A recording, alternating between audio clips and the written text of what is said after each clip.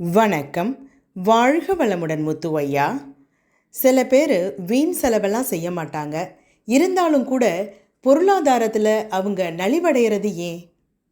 வீண் செலவு செய்யாமல், அதாவது சிக்கனமாக இருப்பது ஒரு நல்ல குணம். ஆனால் சிக்கனம் மட்டுமே பொருளாதார முன்னேற்றத்தை தந்துவிடாது என்பதை புரிந்து கொள்ள வேண்டும்.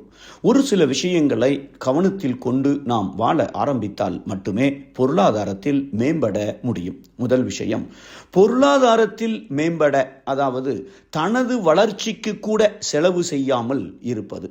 அதாவது புதுசாக என் திறமையை மேம்படுத்த ஒரு கோர்ஸ் பயிற்சி சேரக்கூட செலவு செய்யாமல் இருப்பது, அல்லது தொழிலில் முன்னேற தேவையான திறமைகளை வளர்த்து கொள்ளக்கூட செலவு செய்யாமல் கஞ்சத்தனமாக இருப்பது, இது வீண் செலவு அல்ல, நமது வளர்ச்சியை தடுக்கக்கூடிய ஒரு குறைபாடு என்பதை மறந்துவிடக்கூடாது. இரண்டாவது விஷயம், பொருளாதாரத்தில் நலிவு அடையாமல் மேம்பட எத்தனை முயற்சிகளை நாம் எடுத்திருக்கிறோம். அதாவது கடந்த 5 வருடங்களில் என் வருமானம் எவ்வளவு உயர்ந்திருக்கிறது, உயரவில்லை என்றால் அதை பெருக்க நான் ஏதாவது முயற்சி செய்திருக்கிறேனா? மூன்றாவது விஷயம், வருமானம் கூடியிருந்தால் மட்டும் போதாது, நான் அதை சேமிக்கிறேனா அல்லது சேமிப்பது போல தோன்றுகிறதா? அந்த காலத்தில் வருமானம், அதாவது வரவு, செலவை கழித்து மீதியை சேமித்தார்கள்.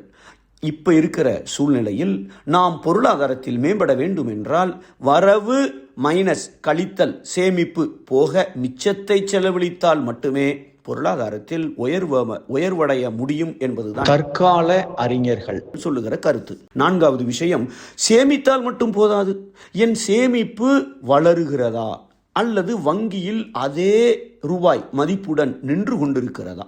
அதாவது பண வீக்கத்தை, இன்ஃப்ளேஷனை விட அதிகமாக என் பணம் வளர்ந்தால் மட்டுமே நமக்கு முன்னேற்றம். ஐந்தாவது விஷயம், என் வாழ்க்கையில் மறைமுக நஷ்டங்களோ, அதாவது தவறான கடன், கேம்பிளிங், சூதாட்டம், கிரெடிட் கார்டு வட்டி, தவறான கூட்டுத் தொழில், இப்படி ஏதாவது மறைமுக நஷ்டங்கள் எனக்கு இருக்கிறதா? அல்லது அதிக குடும்ப பொறுப்புகளோடு என் பொருளாதார முன்னேற்றம் தடைபட்டு கொண்டிருக்கிறதா?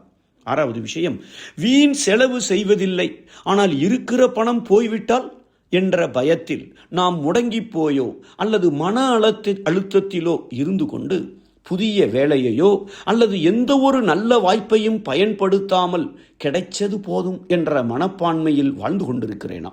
அல்லது மற்றவர்களுடன் என்னை ஒப்பிட்டு நான் பொருளாதாரத்தில் நலிவடைந்து விட்டேன் என தவறாக மதிப்பிட்டு கொண்டு சோகமாக சந்தோஷமின்றி இருக்கிறேனா? என்றால் பொருளாதாரத்தில் முன்னேறுவது சிரமம்தான். ஏழாவது விஷயம், பொருளாதாரம் நிதி சம்பந்தப்பட்ட அறிவு, அதாவது பணத்தை எப்படி சம்பாதிப்பது, காப்பது, வளர்ப்பது, பயன்படுத்துவது, இவற்றை சமநிலையுடன் நாம் கையாண்டு கொண்டு இருக்கிறோமா? சுருக்கமாக, வீண் செலவு செய்யாததால் மட்டும் பொருளாதாரத்தில், அதாவது பணத்தில் மேம்பட முடியாது. வருமானம் மைனஸ் சேமிப்பு, பணவீக்கத்தை மிஞ்சிய முதலீடு, சரியான முடிவுகளை சரியான நேரத்தில் எடுப்பது, இவையெல்லாம் சேர்ந்தால் மட்டுமே பொருளாதாரத்தில் நாம் முன்னேற முடியும். நன்றி. வாழ்க வளமுடன்.